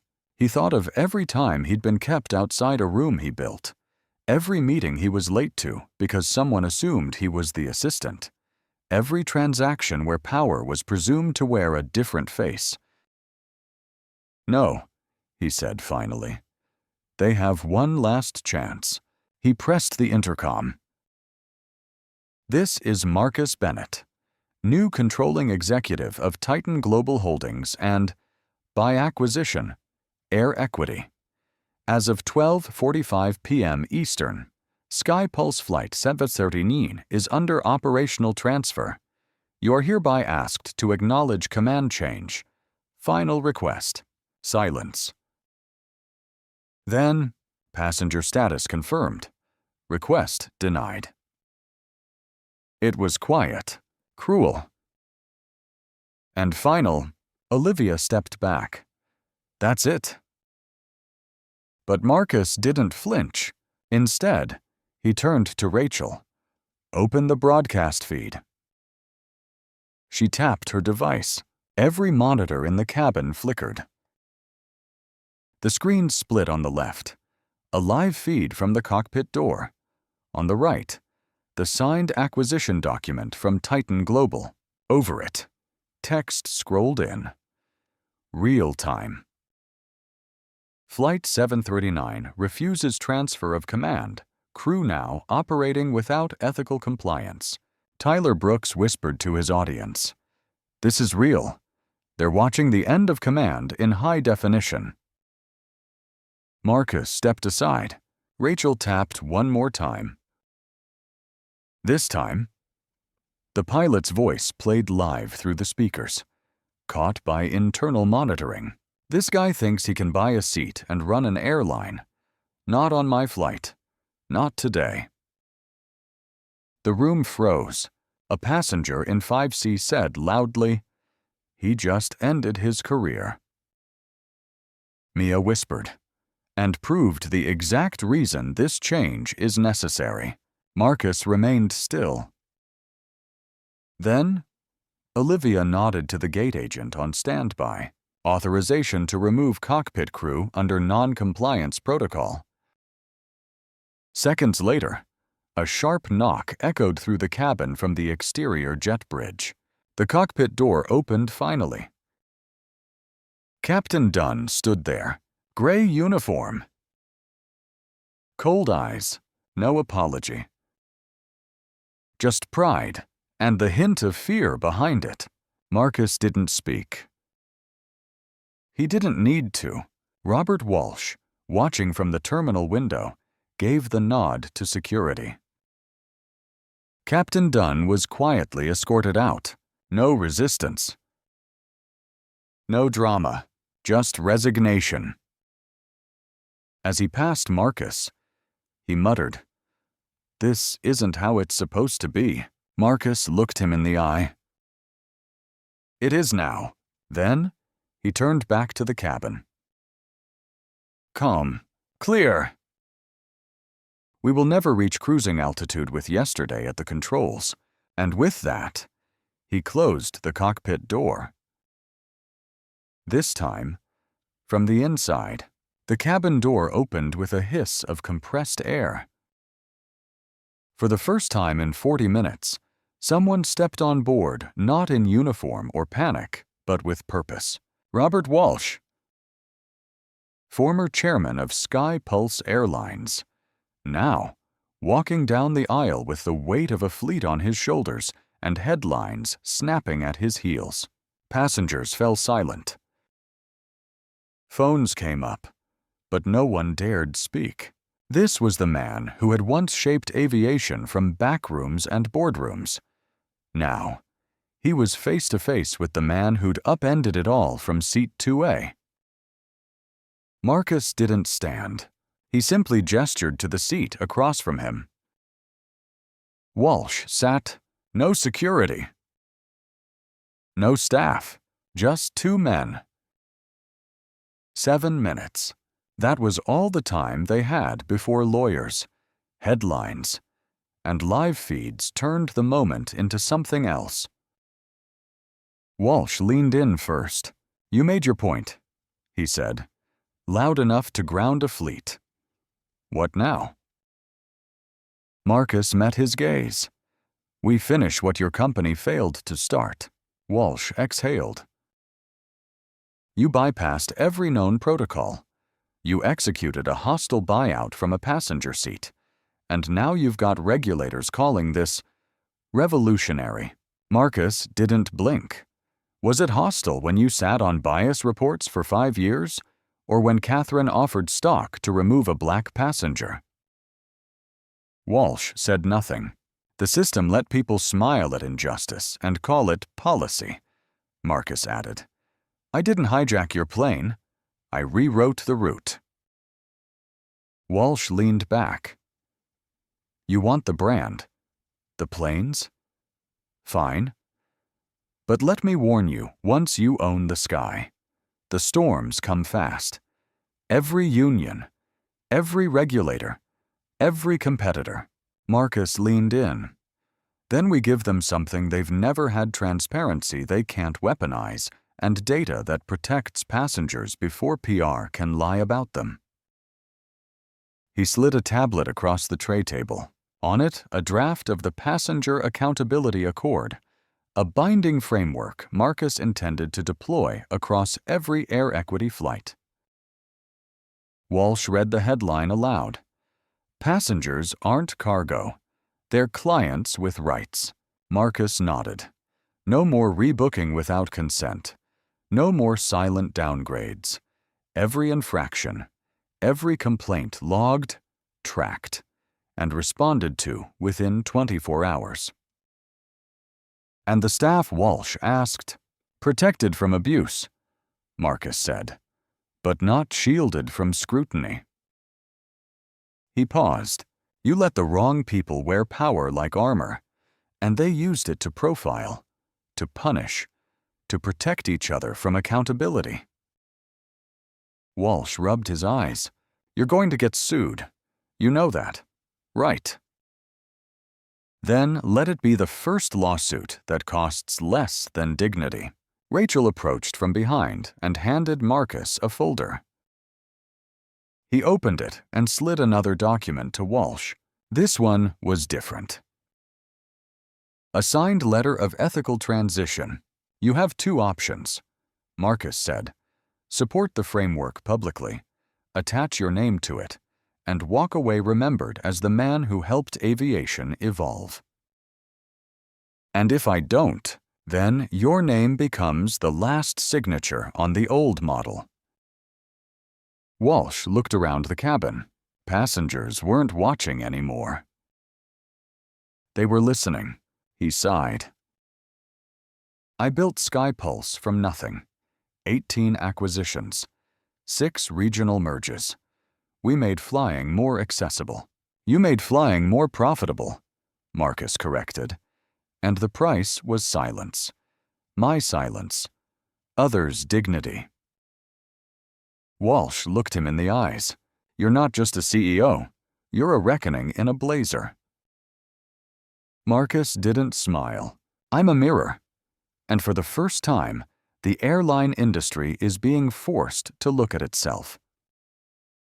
Walsh stared at the letter of transition, then signed it. In front of every passenger, he handed it back. 7 minutes. Marcus nodded. That's all it takes to change altitude. Walsh stood. Paused, then turned to face the cabin. I'm no longer your chairman, he said, voice steady. But I want to be honest about what you just witnessed. He pointed at Marcus. That man didn't buy SkyPulse to punish it. He bought it to prevent what it was becoming. And with that, he left. The cabin remained still. Then the screen above flashed again. Robert Walsh. Official resignation confirmed. Marcus Bennett appointed Executive Director of Air Equity. Passengers broke into applause. Not explosive, but real. Earned. Tyler Brooks whispered to his audience. 7 minutes. 1 seat. Legacy. Rewritten. Marcus sat alone. But this time, not isolated, empowered. And ready to finish what the sky had started. The seatbelt sign remained off. The engines stayed cold, but something in the air had shifted like the moment before takeoff, when silence feels electric, pregnant with propulsion. Marcus Bennett sat in 2A, no longer a passenger. He was now a precedent. Tyler Brooks, still live streaming, turned his camera toward the cabin. This is no longer Flight 739. This is the prototype of a new sky. Rachel approached with a secure tablet. We've just received approval from the Department of Transportation. Air Equity's ethics model is now certified for national replication. Marcus didn't react with a smile. He simply whispered, "Begin implementation." Screens across the cabin blinked. A new interface loaded no longer corporate blue, but deep silver and white. Sleek. Honest. Passengers gasped. Above each seat appeared a new dashboard. Equity scorecard tracking real-time treatment metrics. Crew profile viewer enabling transparency on crew training credentials. Passenger voice button, a one-tap tool to log any incident instantly. It wasn't surveillance. It was visibility, and the room felt it. From 6D, Noah Davis whispered to his father, "It's like he made the plane see." Michael nodded. No more blind spots. At the front of the cabin, Olivia Reed lifted a badge high in the air. Effective immediately. I am appointing Rachel Turner as interim ethics commander for all Air Equity transitional flights. Rachel nodded. I accept the appointment. Marcus glanced up. First priority, purge legacy violations, she said. We start with a sweep every buried complaint, every ignored report, every forced downgrade. She tapped the screen. A map of domestic routes appeared, lit in green, yellow, and red, each marking regions of customer satisfaction, crew bias trends, and unresolved ethics flags. It was a visual indictment. One that would be made public. Passengers leaned forward. One man whispered, "They're not just changing logos. They're changing operating systems." At the rear of the cabin, the young flight attendant who'd once trembled stepped forward. "I'd like to speak," she said. The passengers turned to her. "My name is Janessa Cole," she said. "I joined this airline because I believed in service, but today was the first time I believed in protection." She looked directly at Marcus. "I saw you humiliated. I saw you stay silent. And then I saw you do something no one warned us about. You made us accountable without fear." Marcus stood. He addressed the cabin not as a CEO, but as something rarer, a catalyst. This wasn't supposed to be a flight, he said. It was supposed to be a message. People leaned in. A message to every company that hides behind policy, to every gate agent who smiles while discriminating, to every executive who calls bias a glitch. He took a breath.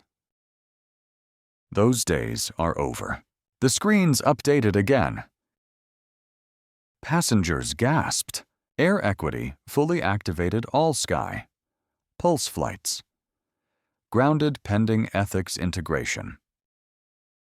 From his seat, a woman whispered.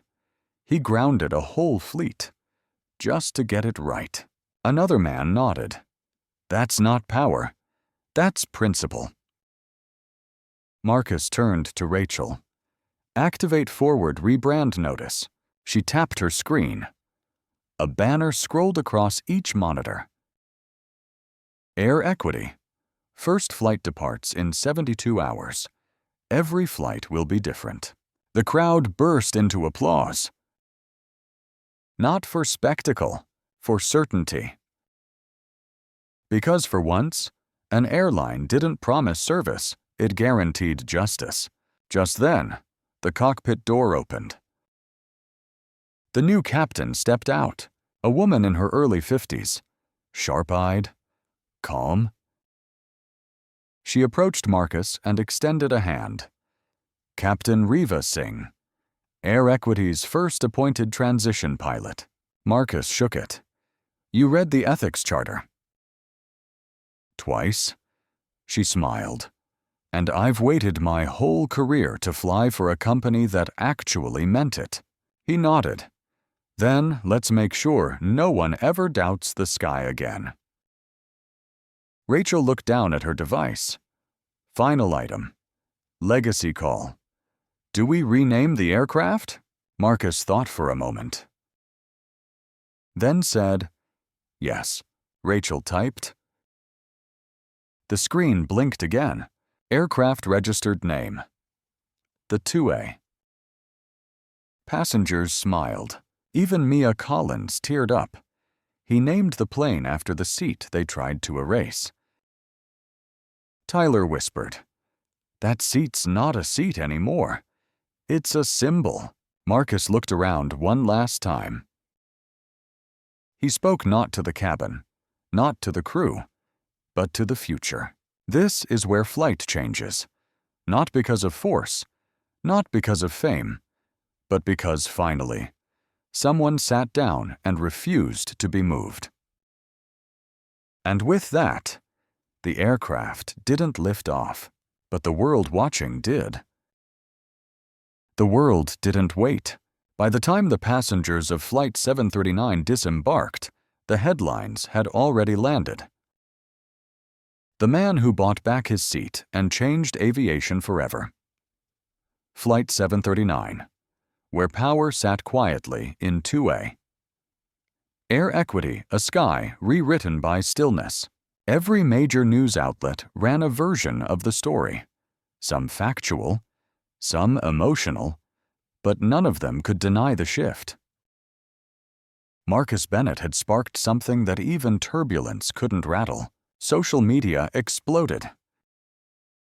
On X, formerly Twitter, the hashtag 2A effect trended globally for 72 hours straight. People began posting photos of their seat assignments tagging Saco Air Equity, sharing stories of subtle slights, humiliating downgrades, ignored assistance requests. What began as testimony quickly turned into validation. A flight attendant from Phoenix tweeted, I once watched a black woman removed from business class because the gate agent claimed her hair wasn't professionally styled. I said nothing. I can't undo it. But Air Equity makes me believe I won't have to stay silent again. It was reposted 8.2 million times. In a high school classroom in Detroit, a civics teacher paused the syllabus to play the live stream footage of Marcus remaining still while his boarding pass was torn. She asked her students one question. What does power look like? A student raised his hand and said, it looks like someone who already knows they belong before anyone else realizes it. Meanwhile, Titan Global Holdings stock rose 22% overnight, not from investors betting on fuel margins or aircraft leases, but from public trust. They weren't just buying shares, they were buying the idea. The idea that dignity wasn't a perk, it was a policy. In a press room in D.C., a transportation subcommittee met under emergency session. Their topic, whether to propose the Air Equity Protocol Act, a bipartisan bill to regulate ethical oversight in all domestic commercial flights. The chair of the committee held up a still frame of Emily Parker tearing Marcus's boarding pass. This is not just about race, it's about assumption. This country was built on presumed worth. Air Equity is trying to correct it 35,000 feet at a time. Not everyone supported it. Pundits on late-night conservative shows called Marcus an opportunist. One segment aired with the title, From Passenger to Emperor, Is This the Future of Woke Capitalism? But the clip was drowned out when the show's sponsor pulled funding after seeing footage of Marcus never raising his voice, even after being struck, denied, erased, because no matter how they spun it, the video told the truth. It showed a man sitting still while injustice swirled like storm winds. And people believed what they saw. Olivia Reed, now serving as acting ethics director for Air Equity, went on NPR. She said, "We didn't start a company. We started a mirror. And what's reflected scares people who've never seen themselves as the problem." Rachel Turner launched a companion platform, Clear Sky, where passengers could track how their airline scores on transparency, bias response, and accountability. Within a week, 1.3 million users signed up. Even other airlines trying to contain their PR damage began hiring ethics consultants and issuing rushed equity pledges. But the public saw the difference. Air Equity hadn't responded to crisis. It had restructured around truth. In the back of a taxi in Chicago, Marcus received a text from his mother. It read, "Your father would have loved to see you own the plane they once said we didn't belong on." He didn't reply. He just stared out the window as the skyline came into view. At a community center in Newark, a retired teacher played the now famous clip of Marcus saying, "This isn't about a seat. This is about what happens when someone in power decides who belongs and what happens when they're wrong." She turned to the small crowd and said, "Don't forget, he never raised his voice. He didn't need to. The world raised theirs for him." Back at Titan HQ, a new plaque was mounted in the building's central atrium. 2A, where stillness became strength. Marcus Bennett. 2025. Visitors stopped to take pictures, not just because of the story, but because of what it promised. A new altitude, one where accountability flew first class and shame sat grounded. And Marcus, he never held a press conference. He never tweeted a victory lap. He went back to work. Because for him, this wasn't a victory, it was a beginning. They couldn't ignore him anymore. Marcus Bennett hadn't just bought an airline, he'd bought time, space, and attention in a world that rarely gave it to men who looked like him without demand. The system was responding, some out of respect, some out of fear, and some, for the first time, out of necessity. In Washington, D.C., the Department of Transportation held an emergency roundtable, not for optics, for adaptation. Seated around the table were 15 executives from the largest carriers in the United States: Delta, United, Horizon, Trident Air. The first to speak was Deputy Secretary Ainsley Cortez. She held up a printout of the Air Equity passenger interface. "Ladies and gentlemen," she said, "you've spent billions on loyalty programs and PR campaigns, and in 72 hours, one man got the public to trust him more than you." The CEO of Horizon leaned forward. This was a one-time media spectacle. It won't scale. She flipped the page. Clear Sky metrics say otherwise. 2.3 million passengers downloaded the Air Equity app in its first week. That's not spectacle. That's hunger for accountability. Silence. Then a murmur of shifting chairs. In New York, the stock exchange bell rang, and Titan Global climbed 11% in the first hour of trading. Not because of quarterly earnings, because of public alignment. Air Equity had redefined what it meant to board a plane. It was no longer just about a destination, it was about dignity in motion. Elsewhere, lawsuits began to fall apart. Emily Parker's legal counsel had tried to argue wrongful termination, but the footage was undeniable. Her voice, her smirk, the slap played in every deposition. One judge dismissed her case mid-hearing, stating, "In a world where everything is recorded, character is no longer subjective. It's broadcast, Ethan Myers was stripped of his access credentials by every aviation data vendor. FAA flagged him as a non-certifiable operator.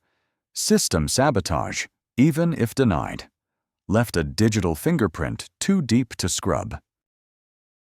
And Stephen Grant. He resigned from public life. No press release. No interviews. Just gone. But Marcus Bennett wasn't keeping score. He was keeping focus. At Titan's command floor in Chicago, he stood in front of a 5-screen display. Olivia, Rachel, and a dozen new directors formed the first ethics aviation panel in history. They weren't here to talk PR. They were here to write the future. "We start with procurement," Marcus said. "No supplier contract is valid unless they sign our bias review clause." Rachel added, "We'll lose half our current vendors." Marcus nodded. "Then we lose them." Olivia raised a point. Several pilot unions are requesting respect exemptions language that protects crew from being publicly shamed for standard enforcement. Marcus stared at her. No exemption protects arrogance. If their standard enforcement includes erasure, they're not enforcing safety. They're enforcing supremacy. One junior analyst whispered to another, "This isn't reform. This is root replacement." In a Harvard business course, a guest lecturer wrote the words 2A strategy on the whiteboard and asked, "What happens when power doesn't respond to backlash but redesigns the room?" It happens in. No one had an answer because they were still learning. That week, 3 international carriers requested consultations with Air Equity's ethics division, not because they wanted to, because their customers were demanding it. On X, a mother posted, "My daughter watched Marcus's story and asked if planes would finally be safe for people who look like us. I want to say yes. I want to believe the sky is big enough now." The post received over 400,000 likes. In quiet offices, marketing heads panicked. Brand managers scrambled to diversify campaigns not with models, but with meaning. Because Air Equity wasn't selling tickets, it was selling truth. And for the first time, truth had a boarding gate. Back in his office, Marcus watched the numbers roll in. But he wasn't smiling, because none of this had ever been about virality. It had always been about visibility. He picked up a photo from his desk. His father, in a faded uniform, standing in front of an airport hangar. A man who was once told he'd never be anything more than a mechanic's helper. On the back, a note. "They don't have to know your name, son. Just make sure they never forget what you changed." Marcus put the photo down, then turned to Olivia. "Get ready for what she asked." He looked out the window, at least 2 years of turbulence, and 1 permanent course correction. The sky wasn't different, not yet. But the blueprint was at Air Equity's new strategic headquarters, formerly Sky Pulse Tower in Atlanta. Marcus Bennett stood before a 60-foot display wall. It pulsed with live flight data, ethics dashboards, and passenger feedback metrics. But this wasn't just a screen. It was a promise. "Today," Marcus began, "we stop reacting." The room fell silent. Dozens of executives, data architects, crew leaders, and ethics analysts leaned in. No more responding to outrage. No more waiting until something goes viral to care. We are not a media moment. We are an operating system. Rachel Turner tapped into a new panel. Behind her, the screen changed. Projects in motion. Sky Equity Fund, 150 meters committed to legal aid and education for mistreated travelers. Clear Sky API open source protocol for other airlines to adopt air equity standards. Flight Hope app. Now active in 40 U.S. airports. Pilot Lens, a real-time bias response system for crew-to-passenger interactions. Rachel turned. Clear Sky just got its 10th implementation request. That includes Horizon, Avantis, and a private firm from Dubai. Marcus nodded. We won't wait for Congress to catch up. The change begins where the altitude drops. Olivia added, the DOT has asked us to draft a federal compliance overlay. They want air equity to serve as a case study for systemic reform. Marcus smiled, not with arrogance, but clarity. We don't need to win lawsuits, he said. We need to make the next one impossible. The room absorbed that like gospel. But the plan wasn't just policy. It was personal. From a nearby workstation, a designer revealed a prototype, Seat 2A, as a global symbol.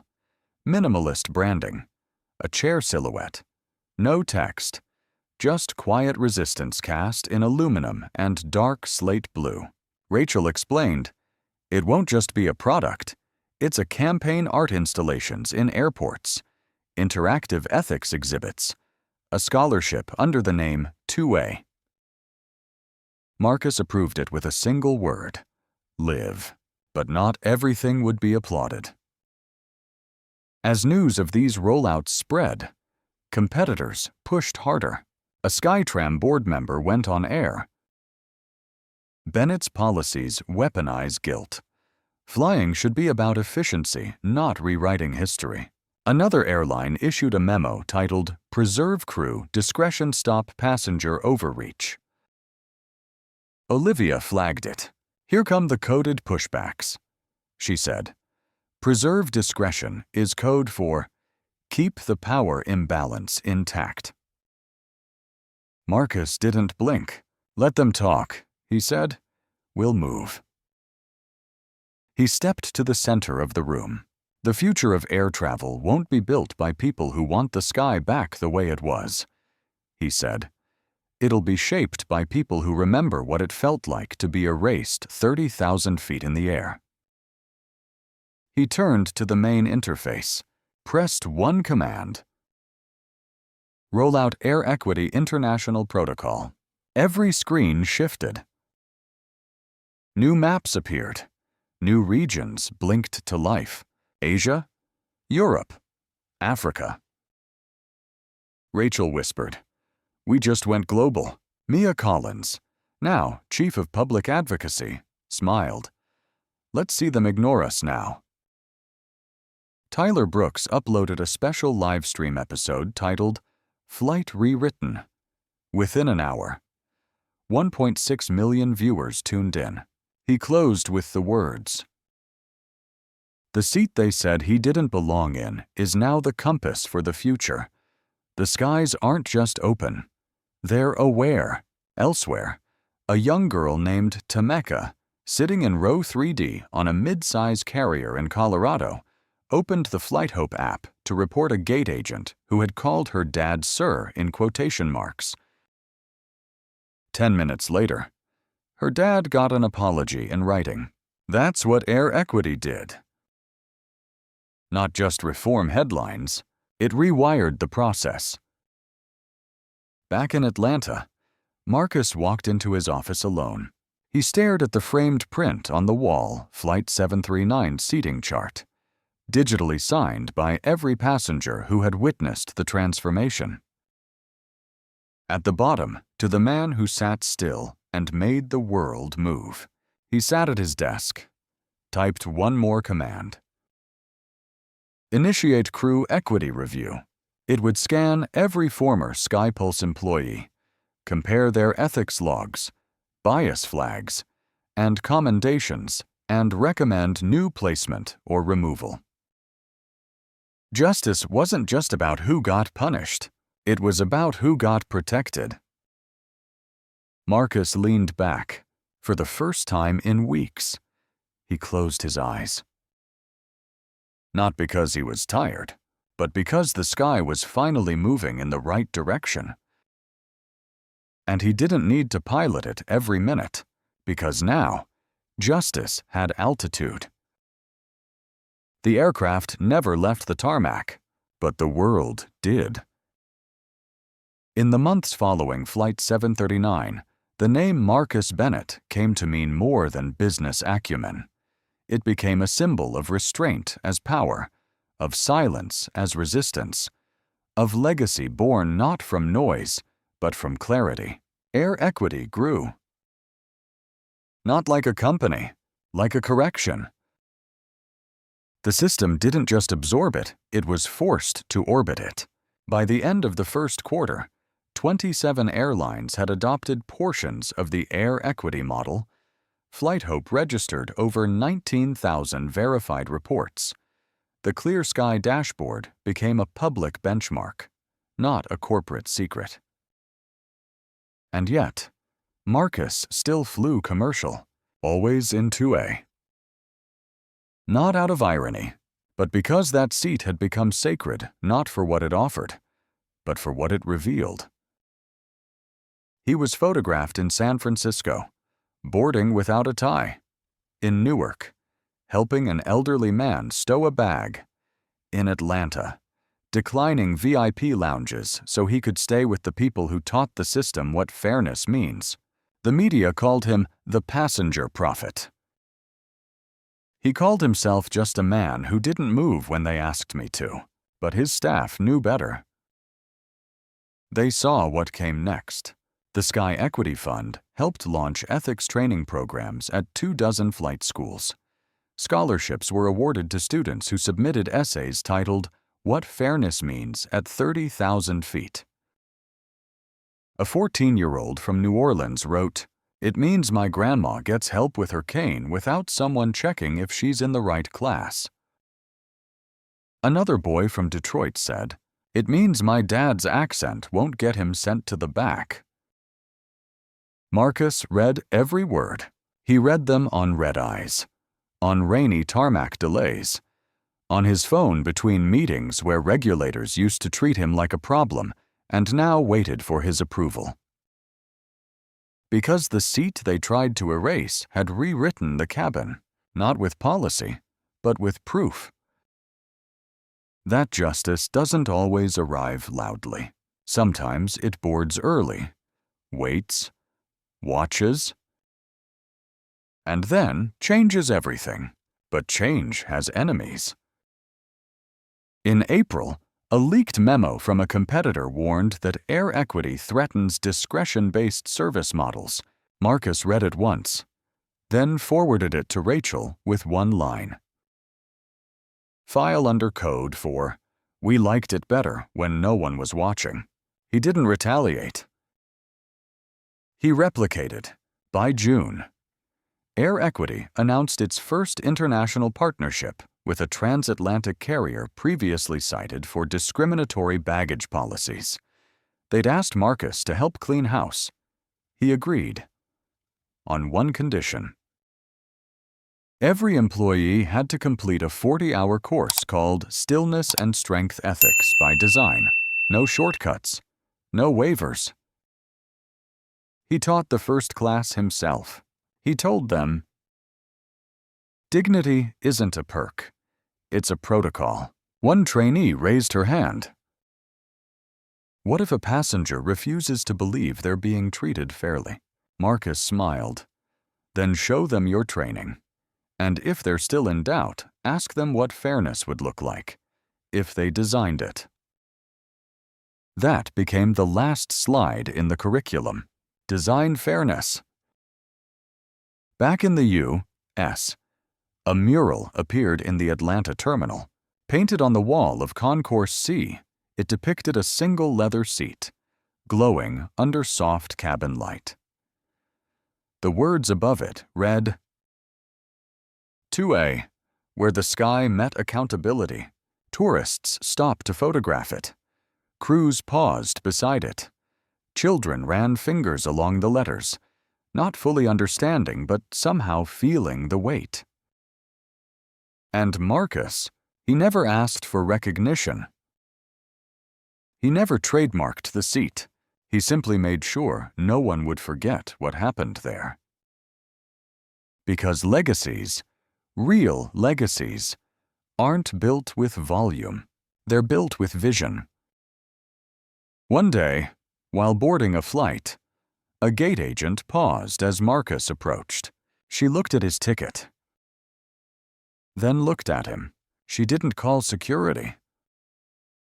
She didn't double-check the manifest. She simply said, "Welcome home, Mr. Bennett."